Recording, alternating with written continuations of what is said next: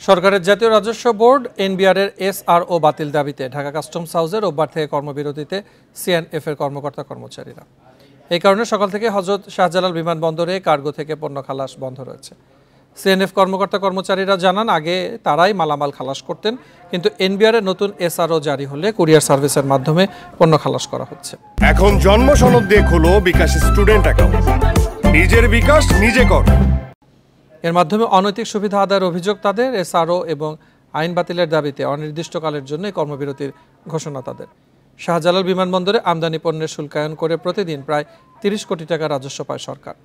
তবে সিএনএফ এজেন্টদের কর্মবিরতির কারণে রোববার কোনো রাজস্ব আদায় হয়নি। কর্মবিরতির কারণে কাস্টমস হাউসে কাউকে প্রবেশও করতে দেননি সিএনএফ এজেন্টরা।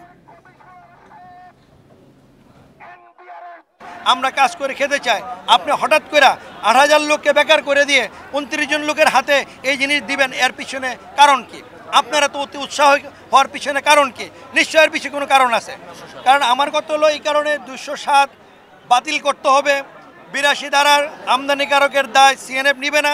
আমাদের যিনি হেড অফিস, সেখানে আমরা জানিয়েছি এটি সরকারের একটি আইন এবং একটি বাস্তবায়নের জন্য আমরা ফিল্ড অফিস আমরা সেই অনুযায়ী কাজ করছি।